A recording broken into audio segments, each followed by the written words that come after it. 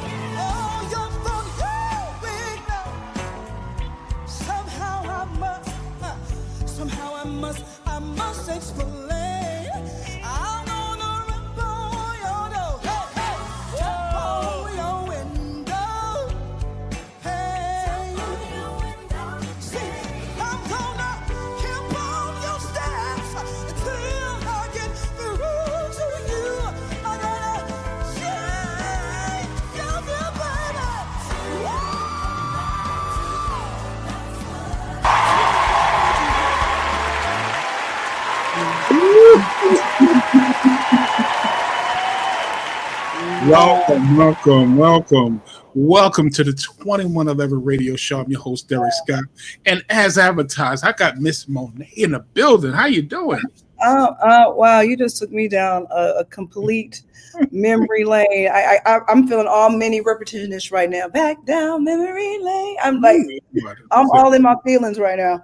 I'm feeling good. Thank you. Girl, listen. I hear singers, but you could with a lot of G's at the end. Sing. Like you bring it. I like the fact that you bring it every damn time. How do you do that? Gosh, you know, because someone needs to hear you. Mm-hmm. Someone needs to hear you. Someone is, if not, it could be a room of 5,000 or it could be a room of 5. Mm-hmm. One person needs to hear you. Just one. And you have to be able to reach that person and make sure that they understand the message that you're trying to convey to them. Mm. You can't play with it. No. You know, you don't just sit there and take it up. No. You need to tell the story, paint the color, be the architect, be the artist, be what it is, so that person can say, that was for me. I like that. I like that. And so that's why it's important for me to be doing it every time. And then even more so, more than that, it's for me too. Yeah. Because it's therapy, it's therapeutic for me too. A lot of times when I get on the stage, I need it because I'm like, okay, I need it. This is what I need for my release. This is what I need for my therapy. So yes, that's why it's important to bring it every time. I know that's right. So now, I just jumped in, but where are you originally from? I'm a Bay Area girl, born and raised Oakland, California, raised also in Pittsburgh, California. Wow. And so I represent the Bay. I'm a Bay princess, Bay girl, all day long, and silver and black till I die. Hey, I know that's go Raiders. Listen, nothing wrong with that. So now I wanted to ask you a question. Where did this confidence come from? Gosh, because you seem like one of the most confident singers, performers that I've seen in years. Thank you so much. Again, I've always, I guess it's been instilled in me from day one. When God gives you something, use it. God gave me a gift to use and to be a vessel. Then let me do that. Let me be that. He didn't give it to me for me to hide it. He didn't give it to me for me to just, not be ashamed of it. Right. I'm proud of the gift that God gave me. So because of that, I stand before you as a person in confidence that's going to give you the best of me because God gave me the best of him to do it.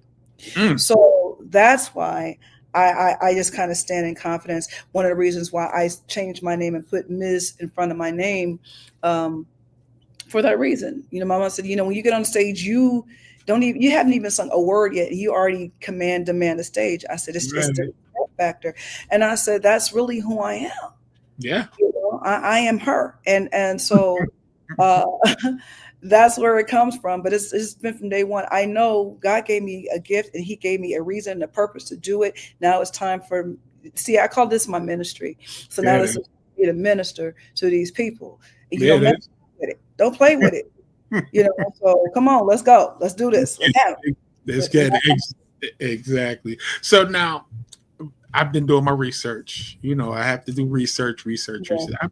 It's a lot to uncover. I'm not trying to uncover everything. It's so much. Yeah. But what I want to get to, as far as in you being a lyricist, okay, an artist, singer, it's just vocalist. Have you ever did background singing? If so, who have you background sung for that we wouldn't even know? Gosh, I mean, my career has started as a background singer. Some know, some don't know, but my very, very, very first gig opportunity, fresh out of high school, literally graduated stage, and then a month later, I was with Huey Lewis and the News. Wow. And that was my very, very first professional bye mom, I'm gone gig, and with them in Europe. Not States, went to Europe for about 6 weeks. So yeah, it was one of those scenarios and situations that so a lot of people, if you know my beginning, if you know, you know. But that was Huey Lewis and News was my first. Huey Lewis. And damn, that was my guy. That was my guy. Yeah, I did a little bit with Kenny Loggins. After that, yeah. You named two icons. Like, listen, and again, what's going on? Michael McDonald, exactly. And then I was been with Boz for like 23 years with Boz Skaggs. Wow. And Donald Fagen and Steely Dan. So yeah. It's amazing now. What I do notice is that a lot of background singers turn into be some of the dopest artists in the world. Because we're artists too. You know what I mean? The passion to perform and to sing, any opportunity that we have those moments to do that, that's what we want to do. So, but we also, I love, I'm an artist and I love being up front, but I also love getting with other singers and making these beautiful harmonies and parts and everything. And I get it, my big sister and I, Lisa Fisher, who's one of mentors as well. We talk about all the time. It's like, getting together. It's one thing when we do our own thing, but it's another thing when we can get together and harmonize and make these illustrious and lush sounds and everything. And so many of my colleagues, we enjoy the art of just music and what it sonically can do. So yes, but we sing too, we always been these people. It's just up to us on what avenue or what path we want to go in it. Some say, I want to keep going up front. Some people like, I'm good right here. I ain't got to go. But be the baddest will sing down. You damn right. They just don't want they don't want to do that and everything. And I was like that. But yeah. We exactly. Now with the vocal that you have, with the what I hear is I don't want to put it. I want to put it in a way where people can understand. Mm-hmm. You have a range to a point where I heard this high pitch. Yeah. Now, is it a 5 octave? If I'm not mistaken. Yeah, I have 5 octaves.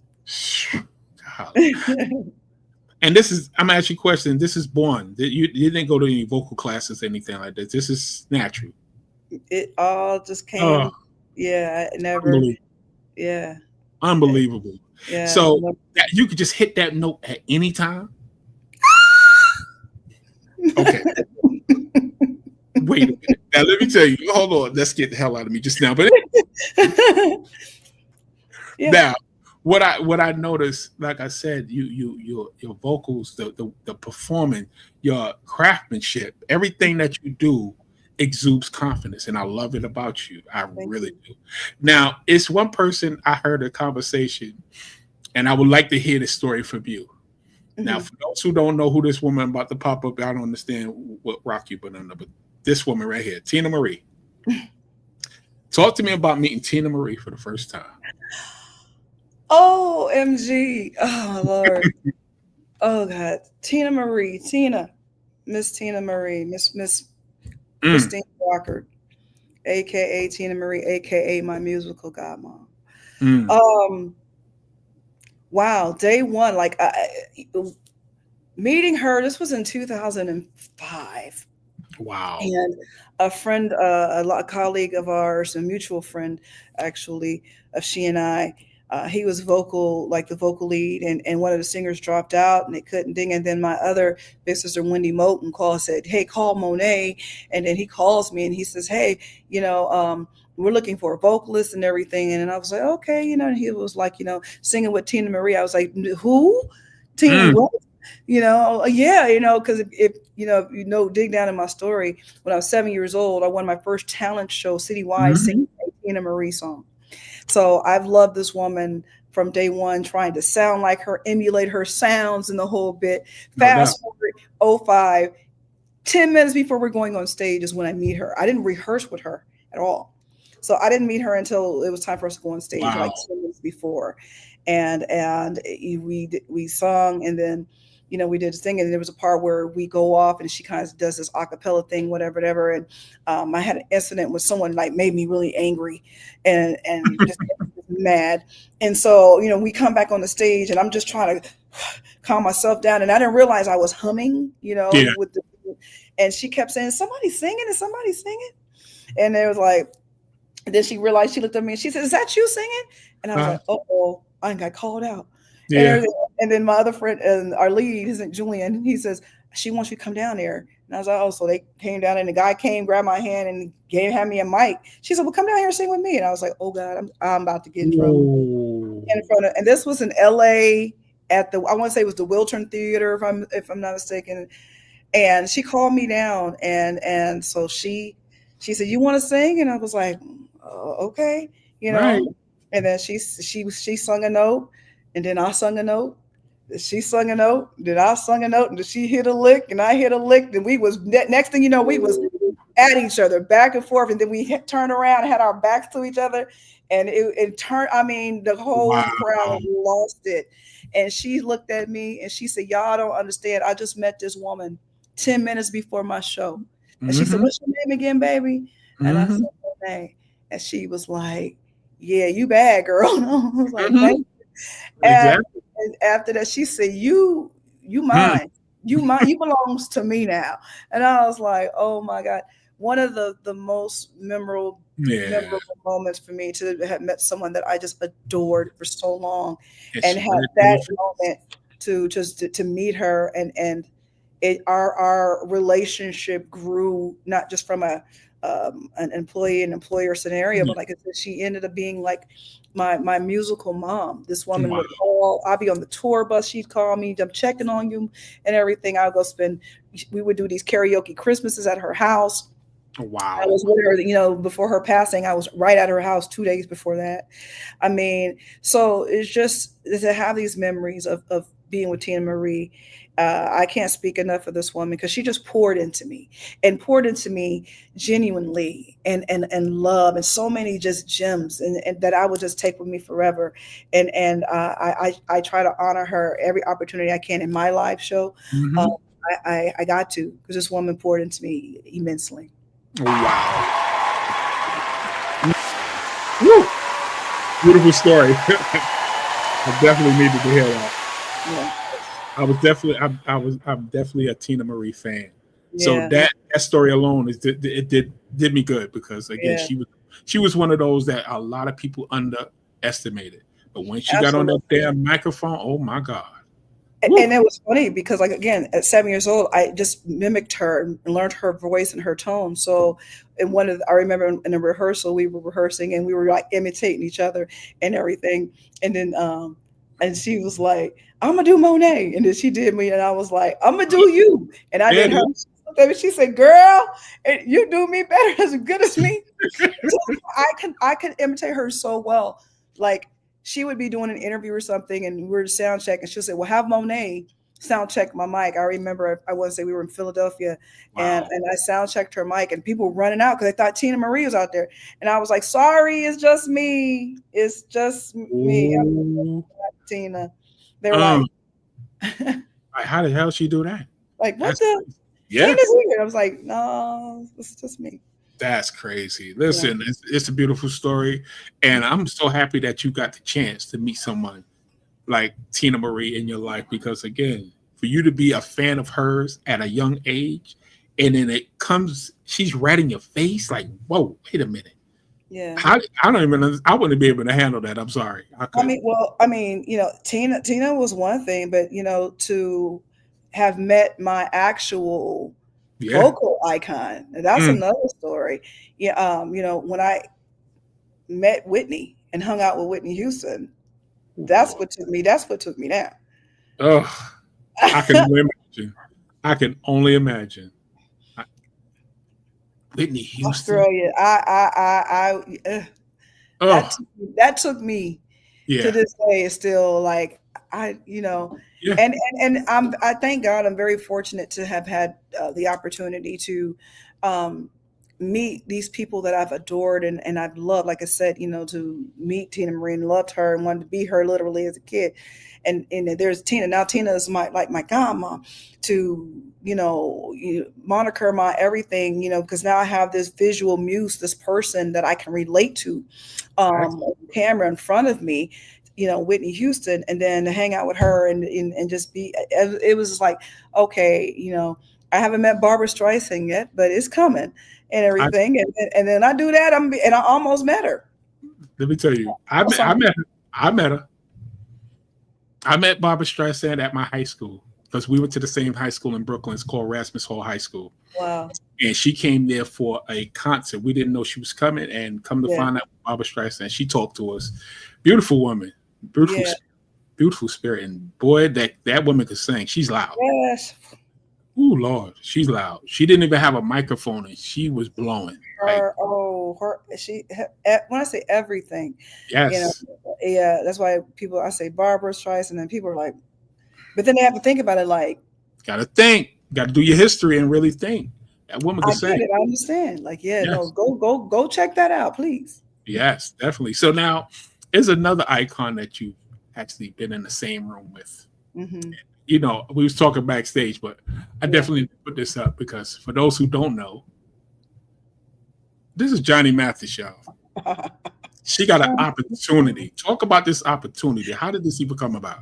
Oh wow! Shout out to my dear friend and just producer of just everything, Walter Afanasieff. Walter's mostly known for any and all Mariah Carey stuff, even the All I Want for Christmas. Walter Afanasieff. Walter's doing this record on Johnny Mathis, and they were these these different songs and everything, and these duets. And he asked me, well, would you want to do it? And I was like, sure, why wouldn't I want to do a duet with Johnny Mathis? And we sung Always, the Atlantic Star, Always. Girl, you ought to be all that I want. You sung Always with Johnny Mathis. Always with Johnny Mathis. And you can go to iTunes and listen to it for yourself.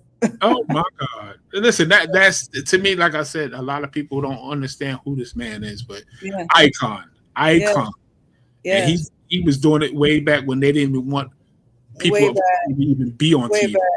And I applaud him for saying, I'm ready to retire. I'm ready to sit down and just enjoy life at this point. So thank you, Mr. Mathis, for giving me the opportunity, but just being the soundtrack of not just our lives, our parents' lives, our grandparents' lives. You know what I'm saying? This man has been iconic and breaking barriers. Yes, he has. Yes. I mean, a barrier breaker. And I personally thanked him in the studio for that. Because of him, I was able to sing with the Huey Lewis. I was able to sing with a Boss Gags. I was able to sing with what I'm saying, to cross these genres and accept it because of a Johnny Mathis. So kudos to Johnny Mathis. Exactly. Unbelievable. So now, we talked about your musical, your musical influences, but your mother and your grandmother hold a special part of your heart. Oh, Talk to me about your mother and grandma. Mom and grandma. That mom be Verdell Quinney, Verdell Brown Quinney. Let me get it right. And grandmother would be Geneva Brown. Just to grow up with those two women, to just instill in me so much as a child growing up, finding my voice. My mother would tell you when I was born, she said, I came out singing. So she said, I always knew you were going to sing. And, it was just inevitable, right? And like I said, both families, my biological father was one of Marvin Gaye's background singers for several years. So to grow up with that, like Marvin is like one of my godfathers. Again, and then my grandparents were gospel promoters, so they'd have anybody from Shirley Caesar and the Caravans and the Mighty Clouds of Joy and the gospel greats coming through, and then they were gospel artists as well. Right. And then my grandfather was also a pastor, one of the biggest Baptist pastors in Northern California, with two churches. So to grow up with that and everything, I just had this extensive, just even keel of just music. There was no genre that I wasn't able to listen to or I wasn't exposed to, especially as a child. My parents were continuously playing everything. So I grew up listening to, David Bowie and Led Zeppelin and shout out to Deep Purple and Ozzy Osbourne and all that, but at the same time, they taking me to go see Earth, Wind and Fire, I'm seeing Shaka Khan, Rufus and Shaka Khan, listening to the Emotions, understanding, introduced me to who Sylvester was, as far as being in the Bay Area. So it was like just to have this, and that's just it. But then at church, I grew up listening to, the great gospel choirs, because we had the choirs, right? Yes. So having that choir thing going on and singing in the choir, my cousin Barbara Jean Davis, God rest her soul, she gave me my first, again, as 7 years old, she gave me my first solo in church, So to have these people just kind of instill this music gem into me. My mom and my grandmother were very instrumental in helping me curate and me find my little voice. And I say little, but it was a big little voice, because they was like, how is this big voice coming out of this child? Mm-hmm. I was always singing, I was always that person. And they helped me. And just, I think watching them singing in church, watching my grandmother's power, she had this beautiful raspy voice that I never, ever heard duplicated.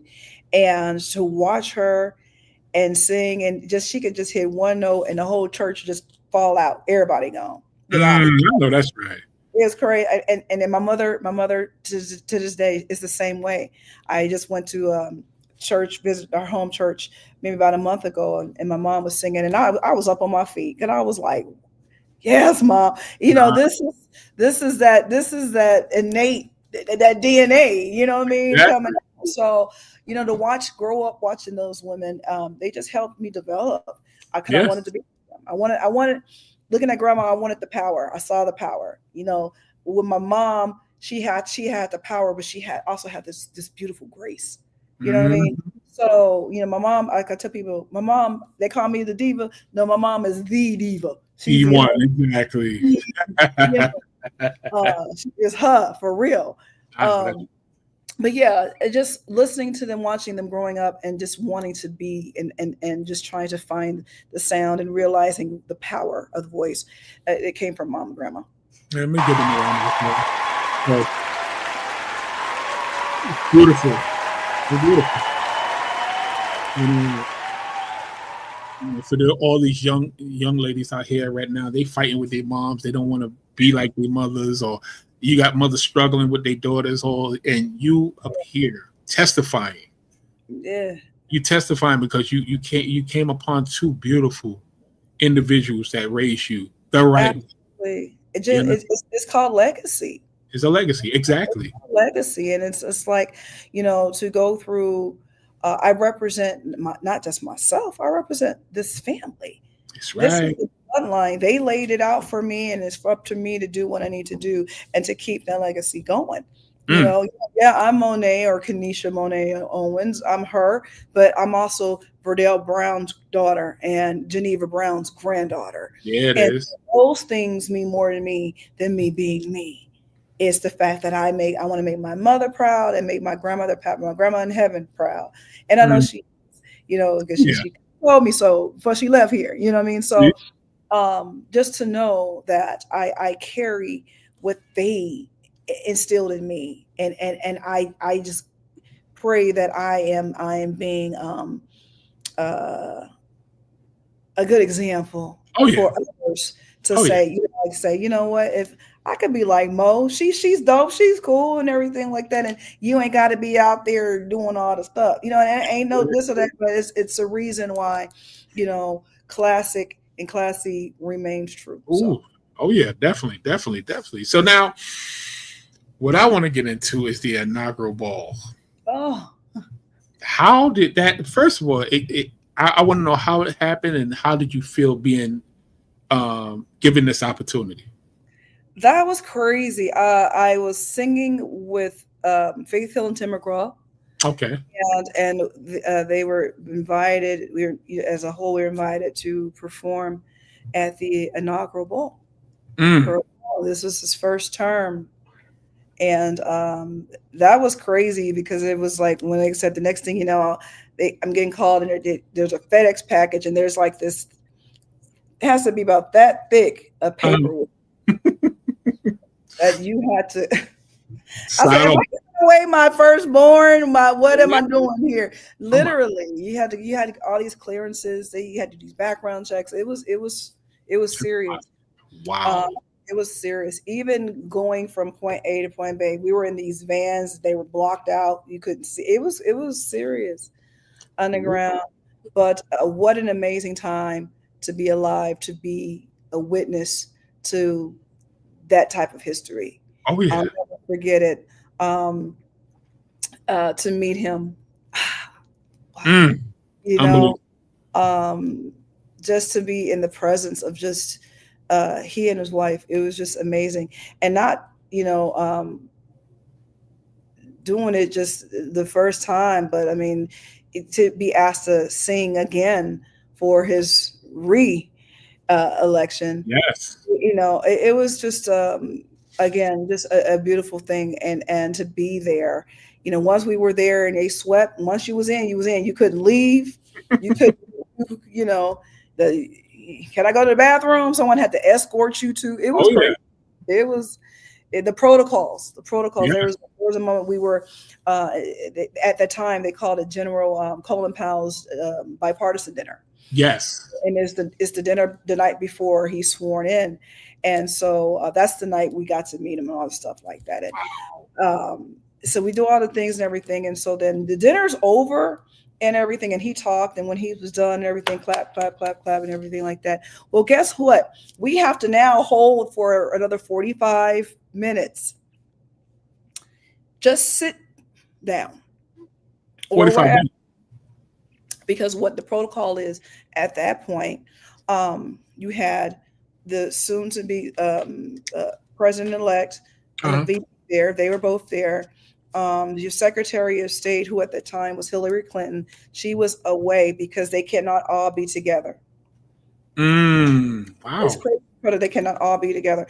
Right. And so once he leaves, he has to be so many miles away before they let us out, release us. We had to hold until they leave. He was out the building and miles away. Away before you go. Wow. Not just out in his car. Miles away. So we was just sitting there like. Just sitting there. And first I didn't know what was going on. And then someone explained to me. I was like, oh, wow. Okay. So yeah. It was, just the protocols and everything, the pomp and circumstance, it was crazy, but at the same time, it was quite exciting, to just get that atmosphere like, wow, this is great. Yeah. Amazing. So now you were just speaking about Faith Hill and Tim McGraw. Yeah. Now, again, like I said, it's so much to uncover, but I definitely wanted to know how that came about. I'm a little bit country. I'm a little bit rock and roll. Oh yeah. Faith Hill and Tim McGraw. Shout out to Bernie Boyle. Bernie Boyle is a dear friend of mine. He tour managed when I was singing with Boz Scaggs, and he also was the tour manager for Tim and Faith. And they were like, he was like, you would be great with the camp. And I was like, oh, okay, and everything. And so at the time, my sister Wendy Moten was singing with them, but she also was also singing with Julio Iglesias. Oh, wow. So she had to go do that. And then she said, it's only one person I would want to come in my place. Wow. And everything. And it was crazy because she was telling this to Bernie, but Bernie was already about to be like, it's so funny. And he didn't know that Wendy and I knew each other like that. So he said the mere fact that they were both thinking of the same person, which was me. It was meant to be. It was meant to be. And they were in LA and they invited me to come have dinner with them and talk and whatever. And, they were like, well, we would love for you to come and join us. And that's how I ended up with Tim and Faith. Unbelievable. Because again, two icons, two other. Wow. Again, you have been with a lot of damn icons. Like, my God, you've been blessed. You've definitely been blessed. That's God. That's definitely God. Definitely God. And for you to be so gracious. Like I said, I'm so happy to have you here. Thanks to Ron. My man, he's in the building. Look, here you go right here. Look. He is something else. Yeah, Ron, thank you. I appreciate it. And so now what I wanted to get into, you actually did vocals as far as did you get credit for music? Hold on, for a Grammy song? Let me check this. So the Grammys, Grammys, well, I am a Grammy award-winning vocalist in reference to our Song of the Year. Two, actually. The first one would be with Celine Dion and My Heart Will Go On. From Titanic. Absolutely. Oh, my goodness. Yeah, that was crazy. And again, shout out to Walter Afanasieff, who was the producer and had myself along with my other colleagues, Clay Tobin Richardson, Jeannie Tracy, who else was on there? Leslie Ellis, Skylar Jett, and myself. We were the vocal ensemble that supported that and did the vocals on that, and we got Song of the Year. So, yes, it did. So that's the Grammy #1, and then the second one I got was for being a featured vocalist on a classical piece called Ask Your Mama. And these were all in reference to these Langston Hughes literary pieces that they turned into music. And we got Best Engineered Classical Record of the Year, and I was the featured vocalist on that. So those are the 2 Grammys, certifications or Grammys that I no doubt. You can actually listen under your belt. That's right. Congratulations on that. A lot of people can't say that. It doesn't be a part of these again, especially the Titanic. Because when we were recording the Titanic, we had no clue it was going to be. Yeah. You're here. We had no clue. Or, that was. I remember that session like yesterday because Walter set it up for us and it was explaining to us the movie and the scene that they showed him, and it was the scene when they hit the iceberg and everything. And remember when all the lights in the boat went out? Yes, that was the scene they showed him. He said scared everybody to death, and we were like, what? Wow. And I'm like, so we singing a song about a boat? Like what's going on? We had no idea. Trust me, we had no idea it was going to be as big as it was. And look at you now. We are years later.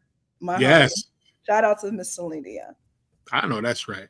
So now, one more before I get to a lot of interesting questions, because I have some questions for you that's outside of everything I'm talking about. But now, again, like I said, iconic performances, iconic artists, but this is by far. I didn't see this one coming. I did my research. Talk to me about Ed Sheeran. Don't.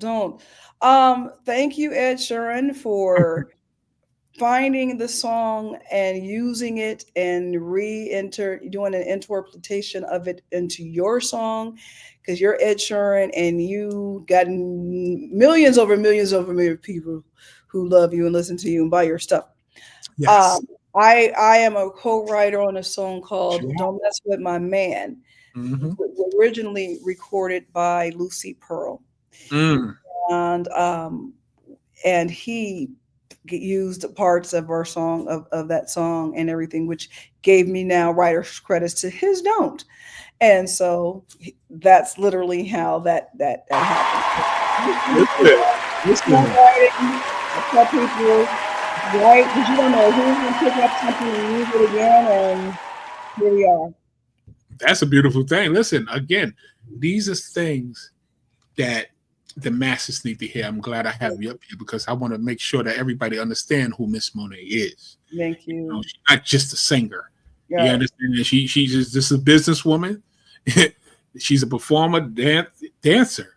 Yeah. Dancer. Now, let me tell you, I did see the video. I see a couple of videos. Woman can dance. I ain't gonna lie. You put it together. I'm not even gonna lie. So you always been into dance as well? I've always been into just the art of performing. Right. I love to perform in any facet of that, whatever that means. So whether it's dance, whether it's writing, whether it's acting, whether it's whatever it is, I love to perform. I'm a performer. Yes, you are. That's where my thing is and everything. And I always wanted to just be, well versed in all of it. So, I just took advantage of, becoming that. If I want to be an asset in whatever scenario, well, can she dance? Yep. She can dance. Yep. Can she sing in Spanish? Yep. Yeah. Can she sing Spanish? Yep. Yeah. I mean, can she sing country? Yep. Can she sing bluegrass? Yep. Can she sing jazz? Yep. I just wanted to be that person that always was able to just do whatever was, whatever was given to me and everything. And I never turned down a challenge, Exactly. So, yeah. So that's how literally just dance, whatever. I just love it. You just love it. Listen, you love performing. And there's nothing wrong with that. There's nothing wrong because it shows. Like, for instance, I don't know if you noticed, but when you were singing on The Voice, that clip I showed, and it was a part when you would bump, bump, I knew that was coming. What people don't get, it takes time to perfect a performance. Mm-hmm. It takes a lot of rehearsal. Yeah. And what I know that they noticed is that you was prepared. And Yeah. that's the one thing you have to be, especially on a stage like that, you have to be prepared. Mm-hmm. And you look like are you a perfectionist by any chance? I'm a Virgo. You must know. I am a Virgo, and I'm a Virgo. I'm a Virgo. I have OCD, and yes, I'm a perfectionist, honey. You know me. You know me. Yes. Every Virgo, I can name a Beyonce, Michael Jackson. I just leave them two alone. That just speaks about, you know, we're all Virgos, Team Virgos coming up. No, I know that's right. And I am a perfectionist and everything. And there's nothing wrong with that. Yeah. There's nothing wrong with that. You know what you want. That's the thing. I like an artist. If I'm gonna work with you, I know you know exactly what you want. You know what you want to hear. Mm-hmm. If you don't hear it, it's a problem. Mm-hmm. And that's just how it is. And I love the fact that you can admit that you're a perfectionist. There's nothing wrong with it at all. It really not. It just, if you're willing to work with someone as the caliber of you, you need to bring perfection. Yeah. You know, don't second guess. Don't half-ass a project just to satisfy yourself. You got to satisfy this artist. No. You know? And you know, and it's a blessing and a curse. You know, I know. It's definitely a curse, because sometimes I'm like, you know, I can be in the studio. You know, shout out to my producer BJ Kemp, and you know, I'll sing it, and then he'll let me sing it, and I'd be like, and then he'll say, you know, it was right the first time, right, Mo? And I'm like, but I done sung it maybe like 10 times after that. Right the first time. I'm just letting you sing because that's who you are. You're not gonna be right till you get it out. And I'm like, you're right. You are so right. I know. Listen, there's nothing wrong with it. Like I said. Now what I wanted to ask you is this. You've been all over the world. Yeah. You've been to Dubai. You've been to Brazil. Mm-hmm. What's your favorite place to perform outside of the United States? Wow. Gosh. I haven't performed there yet. And what's that? I would love to perform in Morocco. Whoa. I would love to perform in Morocco. I have this love of Morocco, and I would love to go there and perform in Morocco. But that's BJ. Hi, yeah, profession saying. There he is. Shout out to BJ, y'all, my producer, collaborator. Okay, I've seen him. Okay. C. Jones, y'all. Yeah, I would love to perform in Morocco, but I haven't done it yet. But I would say the Dubai performance. Really? I think that was the World Expo or something like that. Yeah, I mean, just to go represent the United States at the World Expo. You know, how big? I mean, if that's not the biggest stage ever, I don't know what it is. And to kind of go, you know, as Miss Monet, as this independent artist, as this artist that's just doing her thing. And you know, like I said, I'm not, you know, no, I'm not Rihanna's and the Selena or whomever. You know, I'm Monet, but. You know, I was like, I don't know if they're going to get me. And my mom, she, you know, I took my mom with me, and she just said, Mo, she says, you know what to do. Just do Monet. That is. Do you? Like, you're right, Mom. You're right. Cause, you know, because I was like, you know, I'm curating my song list, and I'm like, you know, are they going to get it? You know what I mean? And when I tell you, baby, they got it. Oh, yeah. They got it. So there was a time I was performing and I was singing. And everybody, all of a sudden, they rushed to the stage, and then security jumped up, and then they was pushing people. I was like, "What's going on?" And I was like, "Did somebody do a bomb threat or something?" And everything. The people was just amped and fired up. I think I was singing. I know I was singing "Miss You," Rolling Stones, "Miss You." Yes. And they got amped up, fired up. Women was the face coverings, pulling them off. I said, I told them I'm gonna get kicked up. You're going to get kicked out. And the crowds just grew. I headlined for a week there. Wow. And it was a beautiful moment. And when I came home, you know, I remember my god sister saying to me, she said, you know what just happened to you? Because I had to come home and like sit in silence for like 3 days to really just let that just kind of marinate, to just happen. And that's when I turned it from being this is my career to this is my ministry. At that moment, when I switched it, because I realized the power of music, the power of voice. They don't gotta understand you, but they get you. They get it. Who you are, they will get you. So yeah, so like I said, I haven't been Morocco yet, but Dubai, I say, has been the most life changing for me. I know that's right. So, what I want to get into is this young man. We're gonna put this picture up. You know who? I think you know who I'm about to talk about because he's one of my favorites. Mm-hmm. He's one of my favorite artists. He's one of my favorite artists. One of the most underappreciated artists. Oh my God! I've seen in my life, Mr. Will Downing. Oh my God! Listen, how did you even meet this young man? Will Downing, Jesus, Will Downing. Will Downing and I met his keyboardist and also a writer with him as well, Mike Logan out of Chicago. Mike Logan and I was in Boss Gags together. Okay. And Will was coming to the West Coast to play Yoshi's, I believe, and he was like, he needed a singer, and he was like, he was asking Mike, and he was like, what's up with Monet? Because he had singers perform, and Mike was like, "Ooh, Monet, yeah, that's magic right there." Definitely. So they asked me, "Would I be interested?" And I was like, "Yeah, that's Will Downing. Why wouldn't I?" Yeah. So I came to Oakland and we did Yoshi's, and that was our first time.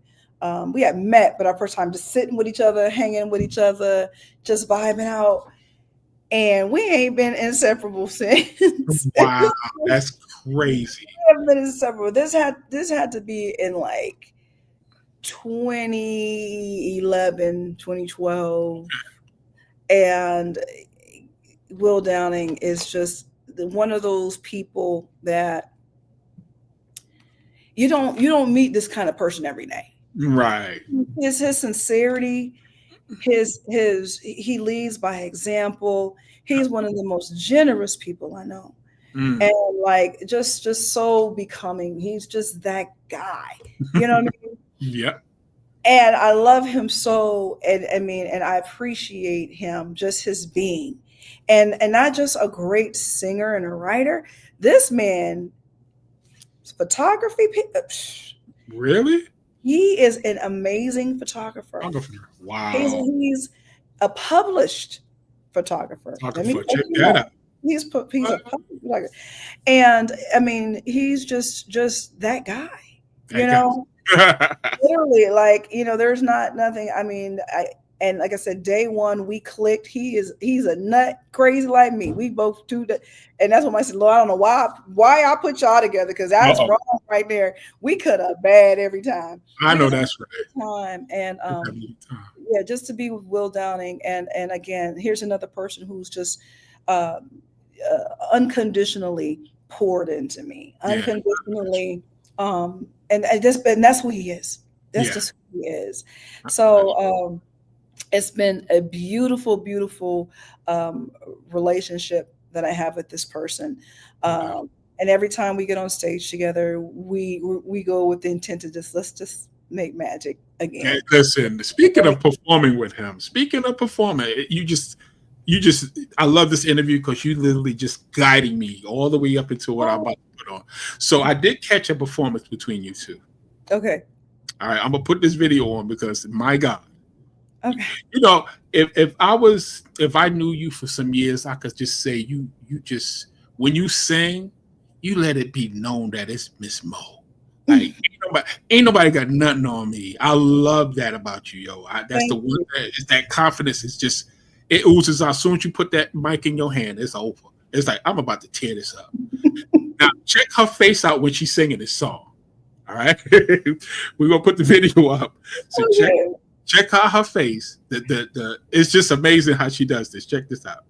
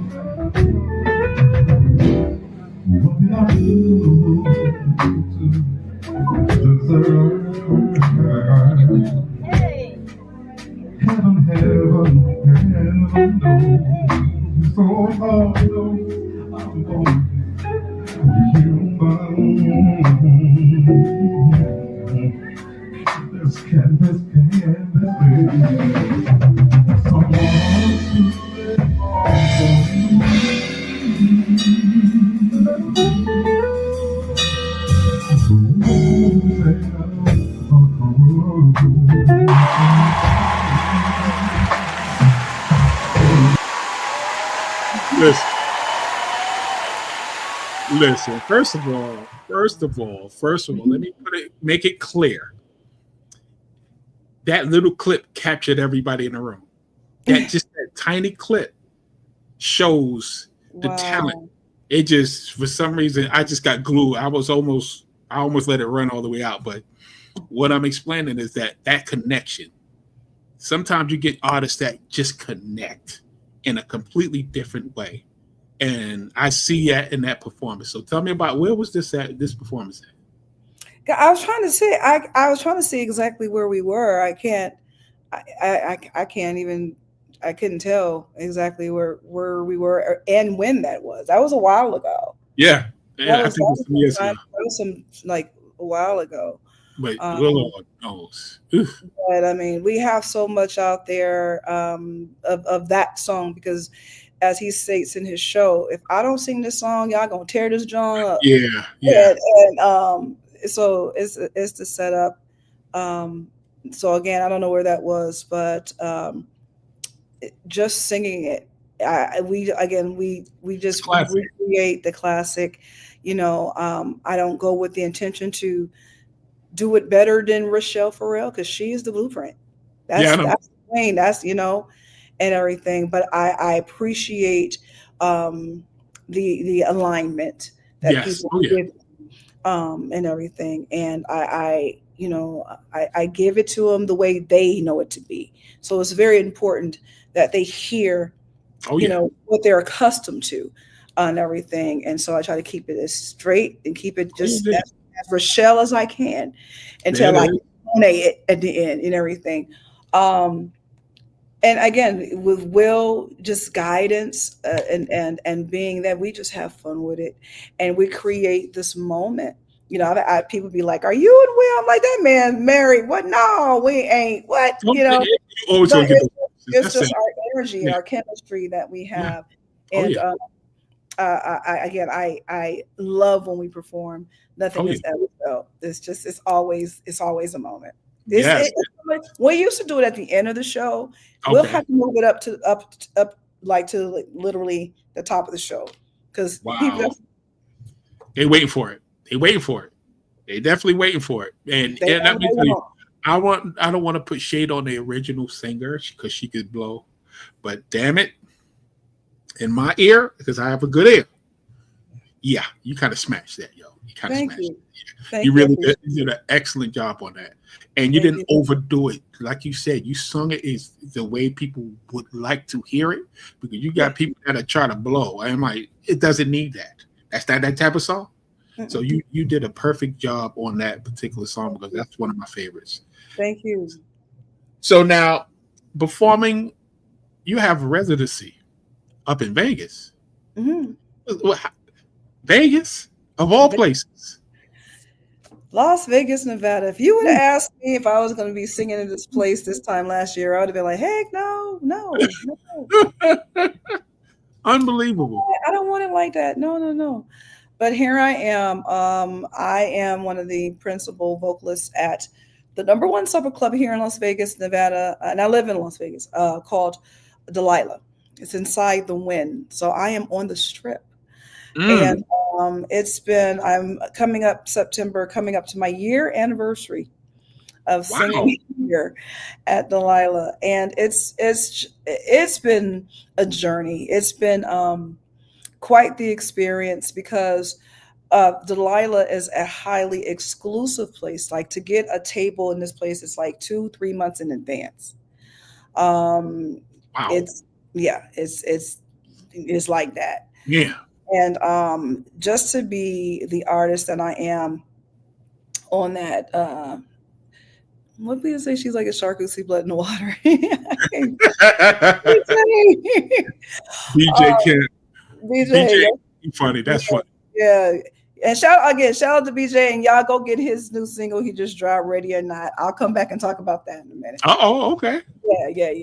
Because he just gave us a good history lesson, so I'm gonna drop some gems on it too. There you go. But yeah, I would not have thought I'd be doing that, because I travel and I'm an artist and I tour and everything, and I never wanted to be tethered to anything that would keep me confined. Right. And they had approached me once before, and I kind of was like, no. And then they approached me again last year, and I was like, well, I hadn't done anything for my birthday yet. And I said, well, I'll do a birthday performance and everything. Well, the birthday performance then turned into a year later. Wow. Here we are. They just, made it where they was like, what you want to do and how you want to do it, we'll flow with that. And I couldn't be mad at that. I had freedom to do as I please with it. And they let me be Monet. I'm not doing singing any originals, but what I am doing is what I call my interpretations of songs. So it might be a song that we all know and love, but I'm gonna flip it. I might put a bossa nova, something on it. It might get strong. It might be, because I sing jazz too. So I might and that's what I love about it, because I'm able to take these songs and reinvent them in a different way. Yes. So shout out to Delilah Inside the Wind. I know that's right. So now, what I want to get to, because you got a single that's on 2111 radio. I don't know if Ron ever told you, but we have a radio station. Uh-huh. We're going to play this song in a second, but I wanted to get to this subject about the voice and how this experience happened, because you tore that down. You tore this show down. Reba McEntire. Talk to me about the entry. How did you even get into this? The voice. Again, another scenario that if you would ask me, you gonna be in a voice, I'd be like, man, get up out of here. I ain't doing no voice. What? Totally would not have been doing it. But again, another friend of mine, Julia Miranda. Matter of fact, same gentleman who introduced me to Tina Marie. He's now one of the vocal scouts for the show. Okay. And he brought it to my attention, and he was like, well, Wendy did it, meaning Wendy Moten. Wendy was on in season 22 and should have won. Yes. And he said, but you saw what happened to Wendy. I said, yeah, that's true. And I says, well, let me call Wendy. So I called Wendy and talked to her. I was like, sis, give me the 100, give it to me raw, See? And again, this is one of my big sisters. So she gave it to me the way I needed to hear it. I know that's right. I was like, okay. And everything. And her last words was like, Mo, just go be Monet. You know what to do. And I was like, all right, sis, I got it. So here we are, season 24. I told Julian, all right, go ahead and, submit the information. And then next, I got a call and said, hey, we want to bring you to LA for The Voice. So now what I want to ask you is, out of all the judges, who was the surprise? Surprise in reference to the because I know I seen a clip that you rearrange who you would like to be mentored by. Right. So I guess I'll put it this way. What was most surprising was who did not pick me. There you go. Mm-hmm. That's what was most surprising. Because prior to you, we go through all these different, interviews and this and they, they're getting doing the exposés on you and asking you, and the whole time I'm constantly being told, John's gonna love you. John Legend gonna love you, right? Constantly being told this, right? They had asked you. There's a point where they ask, rank 1, 2, 3, 4. Who's your first, second, third choice? And I had John Legend as my first choice. And this, John gonna love you, John gonna love you, and everything. But before I stepped foot onto the stage to sing my song, I changed it. And I changed it to Reba. Because I had John first, Reba, Gwen, and then Niall. And then I switched it to Reba. And right before I walked out. So of course, no one knew this. So when Reba turned, I was like, yeah. When Gwen turned, I was like, yeah. Niall, I call him my 2.5 because he was like, he admitted, I can't do nothing with you though. So I couldn't even he said, I couldn't, and he explained it. I said, thank you. You were very honest with that. He was like, I can't teach you nothing. He said, and I wanted to hit the button so bad, but I knew I can't do nothing with her. I can't, she gonna be teaching me, But the fact that Legend didn't turn, it was like, okay. That was interesting because when I looked back at it, he was the whole time jamming. He was jamming. And I was like, you was jamming that hard and didn't want to turn for me, bruh? Or didn't want to hit the button? But, it's TV. And again, that's what Wendy had explained to me. She said, it's entertainment, it's TV. Don't take anything personal. It has nothing to do with your talent. I was like, okay. So at that moment, I knew, I was like, okay. So again, with me going with Reba and everything, that threw them all off because they probably were like, they probably thought I would have picked Gwen. I was like, I'm gonna go with Reba. So yeah. I can't hear you. I can't hear you. You hear me now? Yeah, I can hear you. Yeah. Okay. It was amazing that you talked to Reba, but Gwen didn't even realize you was a vocalist on one of her songs. I think it's a Christmas album or something like that. Yeah. And in her defense, when we recorded that record, her Christmas record, Gwen wasn't there. Normally what happens, again, same thing like with Titanic, Celine wasn't there. Okay. The vocalists come in and we get with the producer and everything and we do all of our stuff and whatever and get all the vocal stuff, and we did all the vocal stuff and everything first, and then the artist comes in and do this. Yeah. So she wouldn't know anyway. I was there and everything. Oh, okay. But when she said, I want to work with you, and I was like, well, we kind of already work together. You just that was funny. That was funny. I was like, wow. That happens a lot on that show. There's a lot of artists that come up there that actually work with the judges, and they didn't know it because those is private sessions. Those are sessions with just a vocalist. So I definitely get it. And it looked like you really enjoyed yourself, though. I had a good time. It was fun. I mean, the overall thing was, for me, I didn't go with the intention of winning because I knew they weren't going to let me win. To be honest with you, I was considered too professional probably when they started just tapping down my day. It was like, why is she on the show? And I knew that, but I wanted to go, if anything, and I wanted to inspire those who look like me, who sound like me, who shape like me, who's aged like me, whatever, that you can do what you want to do. If it's in you and that's what you want to do, go for it. Go for your, don't let anything, stunt your growth. Don't let anything, keep you pressing down. If you have a goal in mind, if you have whatever it is, go for it and everything. And I was getting, emails, even to this day, people still discovering, still seeing the performances. And I'm like, every day I get someone sorry, like, oh my God, you're amazing on a voice. And I was like, what? They didn't see even 27, about to start 28 now. Geez, I was season 24. It just shows you how fast they turn that thing around. But just saying thank you for being that person for me. Oh yeah. I saw myself in you. I'm a mom and I always wanted to sing, but I had to raise my family. You showed me that it's never too late. You know what I mean? Somebody's like, well, I'm not a size 3, but you showed me that I can be, whatever, and still be fabulous. Exactly. Yes. You know what I mean? Yes. I ain't got blonde hair, whatever, but you can still exactly. You know what I mean? That was the first thing I've noticed is the look. You look like an artist.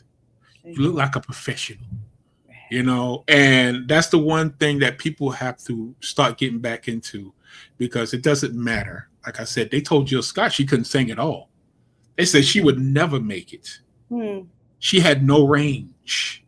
They said, and that is so true. She told the story, and then how is that possible? So for what you've done to inspire so many people that don't think it's too late, or I don't have the look, or I don't have, do it. Take the shot. Because all just aside, I knew when I first heard you that how professional you was. I knew it right away. Like, why is she even on the show? But to be on that show is to show everybody else that it's not too late. So I really appreciate you definitely taking a shot up there and showing us who Miss Monet is, because you killed that. You killed that. Thank you. Definitely. Again, a beautiful experience, and and it will go forever down in voice history. I miss Monet from The Voice. So. Yes, you just said you miss Monet, period. With a period on it. Period. The voice happened to have you on their show, but you're Miss Monet, period. That's it. That part. You see? So so now what I'm gonna do, you got this doggone song on my show called You're Gonna Need Me. It's been playing since I think the beginning of this month. And today and day before yesterday, I heard it like 3 times. And I'm like, wait a minute. Now we pick random songs. It's random. It's a 24-hour show, radio station. But for some reason, the song kept going. And I'm like, wait a minute. Hold on. Now the sample, whatever you use, I heard the sample before. I forgot where this song comes from, but you flipped this. You flipped it. I'm about to play this song because my God, you came through on this, and it's definitely been playing on 2111 radio all day. So I'm gonna put this up here right now. We're gonna listen to this doggone song. Okay. It's going. You're gonna need me. You're gonna need me. That's a dope ass title. So check this out. Check.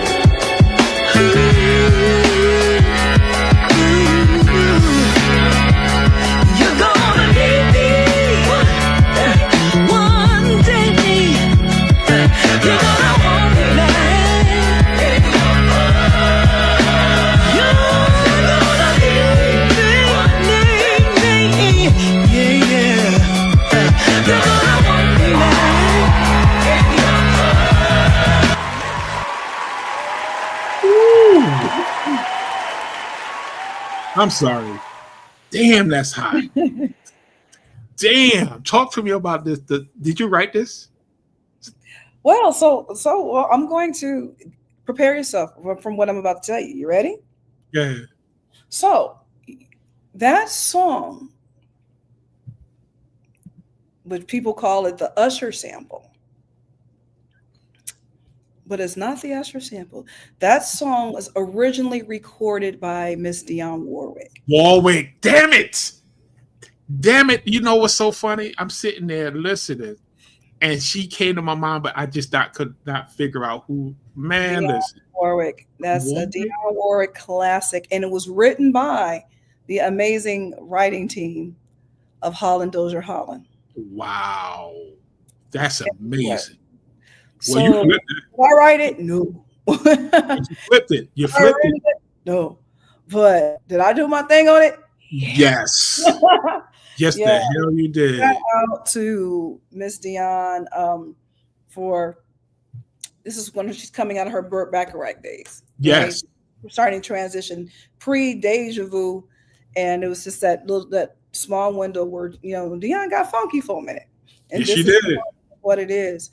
I've loved this song. I first heard it, of course, as the Usher sample and other stuff as well. But I was at a DJ in DC. My sister has friends who are DJs, and they do this thing like Salute the Sample, and they'll play the sample, then they'll play the original. And the original came, and I was like, hold up, hold on, who's that? He was like, that's Dionne Warwick. I was like, swear. So let me Shazam this thing. I'm like, Dionne Warwick. Wow. Wow. So I always had the song in my back pocket. And so after the success of Groove With You, the song I did release with, had Will Downing with me, our last single, BJ Kemp and I said, okay, well, how do we follow up, you know, Groove With You? Because Groove With You did very, very well, still being discovered, but it went to number 2 on the UK soul charts. Did. I was like, okay, so how do we follow up? What do we follow up with, you know? And then I said, I have these 2 songs I would like to do over and everything. And I told BJ each one, and I was like, which one should we do? You know, we want to take a crack at it. And he was like, man, we got to do that Dionne. Got to do that Dionne. Do that Dionne, because that was my first choice too. I know, that's right. We both, and he and I both was like, well, you know, when we do something, because BJ is like me, we're all about the authenticity of the music and of the artist. If we're not going to do it, if we're going to do it, we're going to do it right. We're not going to play with it. If we're going to make make it where we're going to pay homage, because I want them to know the song. I want them to, you know how many times you hear something, you're like, I hear it, but I see what you're trying to do, but you didn't really get there. Like, no. Yeah. I miss Monet, y'all. If one thing you learn about me, if I'm gonna do it, I'm gonna do it right. There it is. BJ and I, it was like, so we literally sat and isolated each part. He did BJ did all the instruments, he replayed everything. We had our friend Joey Williams from the Blind Boys of Alabama, Grammy Award winning, who did the guitar. Yeah. Another friend of ours named Mike Blankenship, he came and did the piano. He plays in Michael Franny's band, and some other people. But other than that, outside of those 2 people, and another guy, I can't think of his name right now. BJ, what's his name? Who played the trumpet? The trumpet, the guitar, and I called it the Tito Jackson. Yeah. I don't want my Tito. Give me my Tito Jackson. My Tito Jackson. So he gave me my Tito Jackson. Shout out to Joey for giving me my Tito Jackson. Yeah. But other than that, BJ did all the other instruments, all the everything. Yeah, BJ. That's him right there. That's it. Yeah, and literally Bill Ortiz. Okay, thank you. I was like, who forgot? Yeah. Oh Lord. He literally did all the instruments and everything, programming the whole bit and everything. I did all the vocals. So every vocal you hear, backgrounds and everything. Background is all me and everything. We had a time recording this song, and what we did, we would isolate, you know, each part, so we knew we were getting it right. Exactly. We wanted. I wanted it to have and feel just like the original, but it's Monet. You know what I mean? Yes. And so, you know, VJ and I just really was just very, like, you know, we're very meticulous when it comes to music and stuff like that. And so, you know, he was listening to every instrumentation, every make sure like that. And even when we came down to, okay, now we have it, we're mixing. We're going back and forth and blah blah blah, and he's playing and he tell me what I'm hearing. I'm like, you know, give me something. And it's just 2 things we added to that the original does not have, and it's tambourine and conga. Only we added to. That's good. Everything else is the original, and that was it. And I'm proud. I'm so proud. Oh, that's right. Us taking this song and recreating it in a way that it still pays homage to the original and the authentic, but yet it's still very Monet. Because if you know me, you know, here's that's Miss Hey, you know what I mean? So, Exactly. and then on top of that, I had Lamont Dozier Jr. As a friend of mine, and to get I played it for him, sent it to him, and he get his blessing. You know, his father wrote the song. You know what I mean? He said, "Girl, you just took me all the way back home." You know, growing up, I was like, you know, so very proud of it. It's, you know, more people are hearing it, and they're like, "Wait a minute, what?" You know, and then when I say, you'd be surprised how many people don't know it's a Dionne Warwick. So they think I didn't know. I did not know. I'm sorry. I think it's an Usher sample. So I'm glad to be giving that kind of history about it. That's beautiful. Let me give you a round of applause. Definitely. Because I was so in tune with this song all week. And I'm just listening to it because I'm the program director as well. So I'm the one that actually listens to the music before I get on. Right. And I'm listening. I'm like, damn, this is hot. The instruments, everything was so nice and clean. Because I listened to, you know, the technical stuff. And who mixed this down? BJ. Oh God, BJ. Damn, BJ. Congratulations. BJ Kemp is and he's in the building. He's definitely in the building. And he's definitely in the building. That's him. There you go. He's in the building.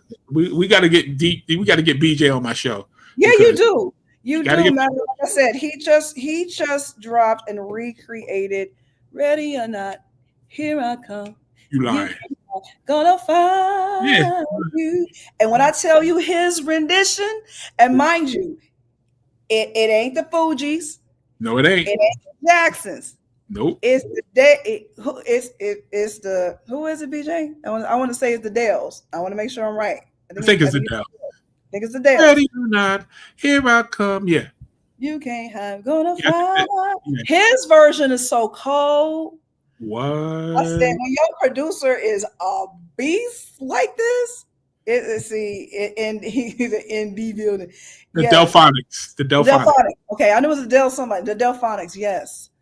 His version is the Def and Baby. Well, listen, I'm gonna say this right now, BJ. I need you to DM Derrick Scott on Facebook. I need to get you on my show so we can get this music on my radio station. Yes, absolutely. Right. So you heard it here first. I definitely would like to hear that because, boy, you put a hurting on that track with Mo. My God. Wow. And it was all live. Like, damn. I mean, and we, in a year and a half, we put out 3 songs and consecutive, and the caliber of music is the same. That's BJ and I. The magic, our chemistry is just something else. So we went from Celebrate. When I first came out of The Voice, we did Celebrate. Out of Celebrate, we went to Groove With You, the song with Will Downing, and now here we are with You're Gonna Need Me. And you know, that's just BJ and Mo. We get it. That's my Quincy Jones. I'm his Michael Jackson. Let's go. Yeah, it is. Let's go. You know, as a singer, you have to connect with the producer. Yeah. It's a quite connection. A lot of people don't get that, but certain producers and artists belong together. Like Dr. Dre and Snoop, they belong together. You can't have Snoop make songs with other people. It's not going to sound right. Mm-hmm. It's that connection that works. Mm-hmm. You understand? And I hear it. Girl, you got to keep Mr. BJ in the camp because I'm going to tell you right now. He's family, so he's always been around. That song, I'm telling you, I want to hear. I'm hearing more stuff because I think I got 3 songs. Mm-hmm. Yeah, 3 songs. The 2, I think I got the one with Will Downing. That's on 2111 Radio, and the last we just heard is on 2111. Yeah. So, but let's keep bringing these hits because again, I love what I hear. Thank you. I love the way you're very professional.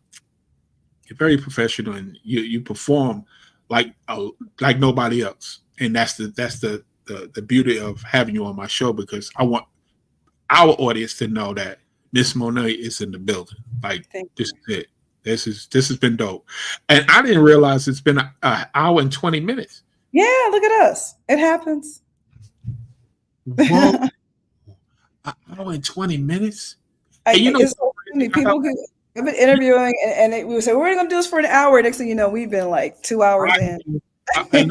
Let me tell you something. It's funny because I had 9 questions, and I didn't ask one of them. I did not ask one of these questions. Oh, wow. Okay, well, ask at least one so you can say I got one. Okay, so I always finish my show with this question. Okay. And it's going to hit you. Take your time to answer this question. Okay. If you can listen to one song for the rest of your life, what song would that be? Lovely Day, Bill Withers. What? That's the fastest answer I've ever got. Lovely Day. What is it about? What is about Lovely? What is it about that song that you answered it so fast? The simplicity of it.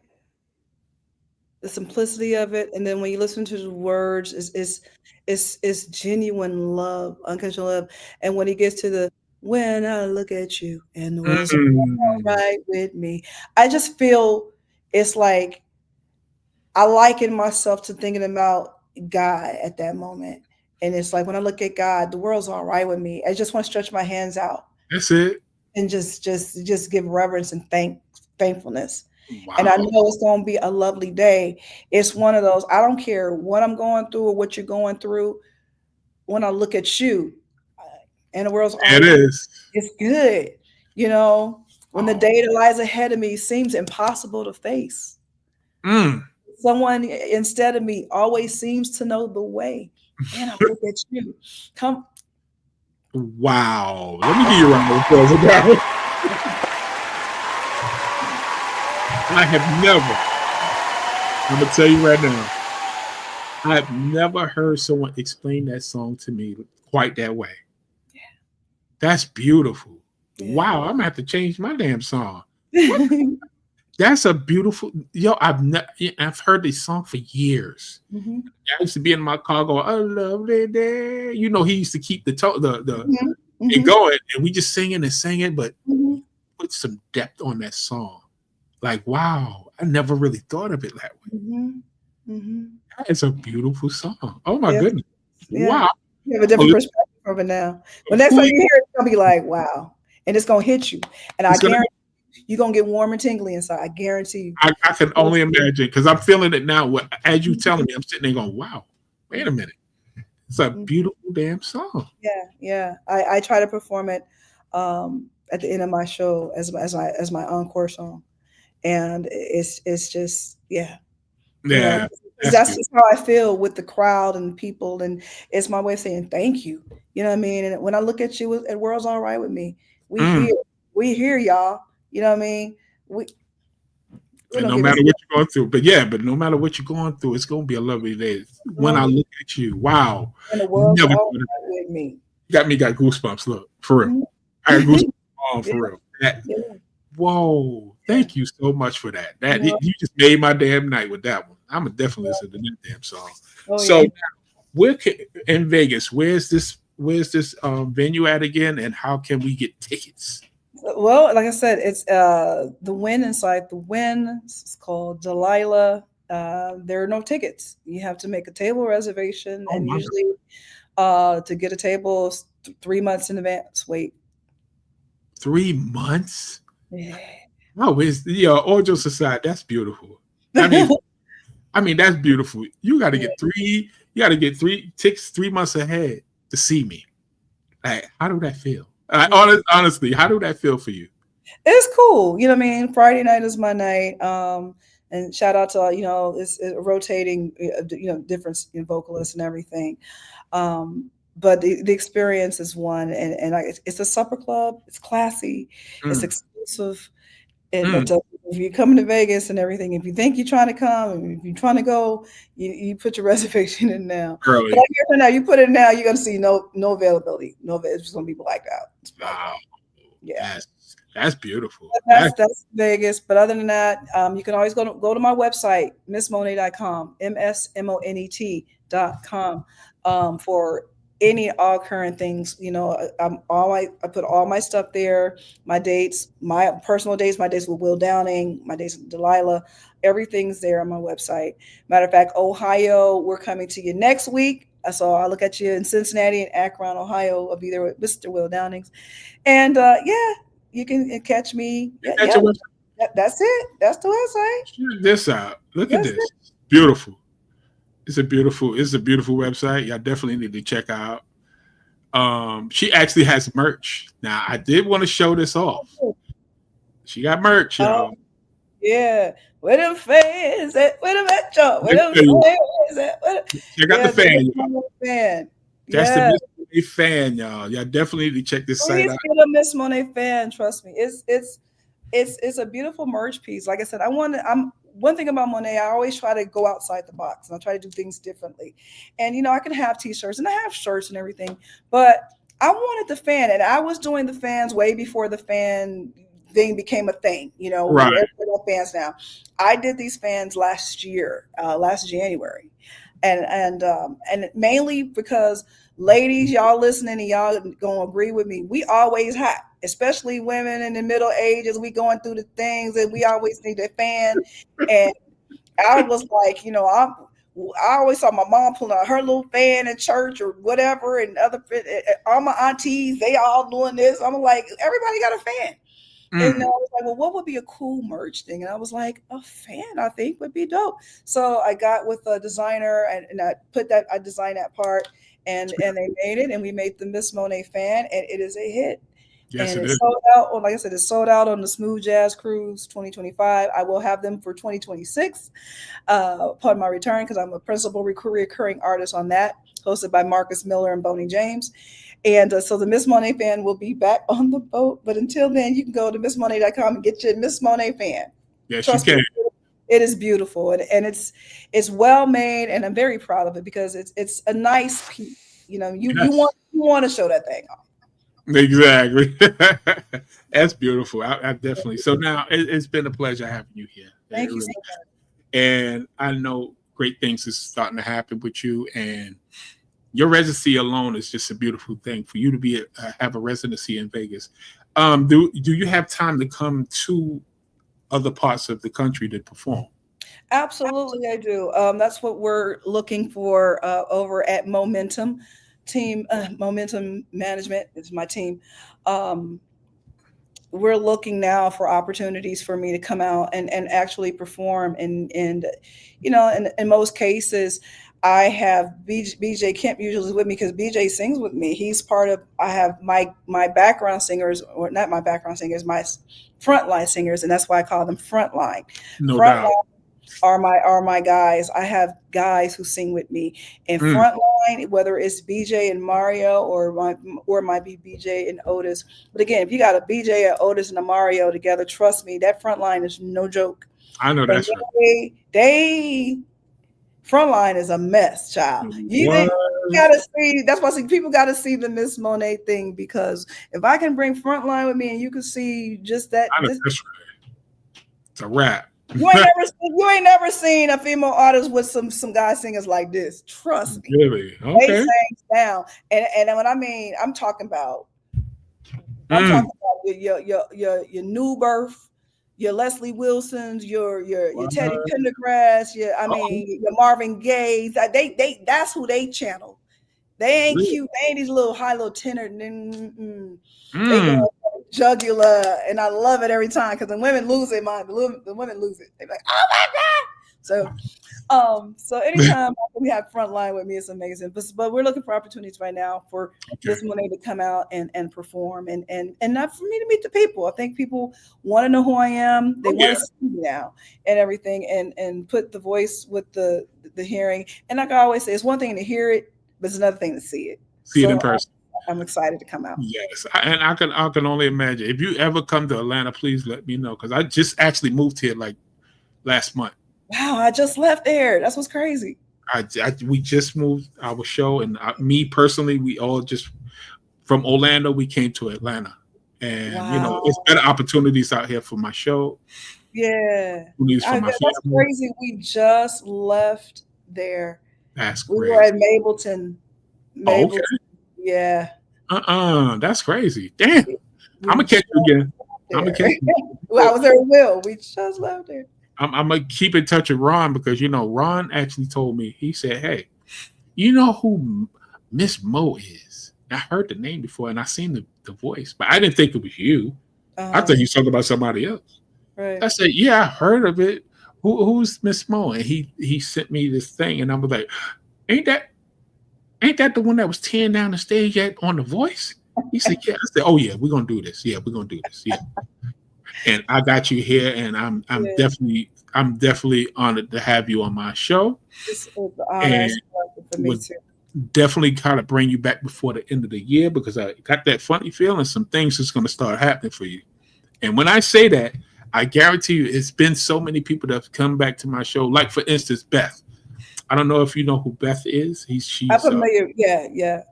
She came on my show as a background singer. Now she has her own set with Kim because I told her, I said, listen, some things gonna happen because I don't know, it's just in me to say these things, but it actually works. And I got that feeling something special gonna happen for Miss Mo. I just feel it. I feel it, and I just want to be a part of that part of your life because again, I see growth. I see more success for you. So definitely have you come back. You stay there. You don't move. I want to thank everybody for showing up tonight because you had a nice little crowd up here. Thank you, everybody. I was just going to say that. Thank you for everyone who tuned in and who made comments. I appreciate you. Thank you for the love and support. Please tell someone to tell somebody to tell somebody. And then to you as well, I want to say thank you from Miss Monet and as an independent artist and all independent artists for giving us this opportunity, this platform to talk and to tell our stories because it's so important that we're heard and seen. You know what I mean? Because we don't have the big machine behind us. We don't have the pushes. So it's scenarios like yours that allow us these opportunities. Thank you, Ron, so much. You know how I feel about you. I adore you. Ron coming into my life has made a significant change and just my awareness. And I'm ever so grateful. So thank you again. Yeah. Listen, it's been beautiful. But you stay right there. We're about to sign out right now. I want to talk to you about something in the back. But other than that, thanks everybody for coming tonight. I appreciate it. We'll be back next week with another guest, another star. I'm not going to say who it is, but somebody special. But until then, y'all take it easy, and we're going to be out of here. So let me get my traveling music together, and I'll talk to y'all soon. But don't you move. You stay right there, okay? Okay. All right, good night, everybody.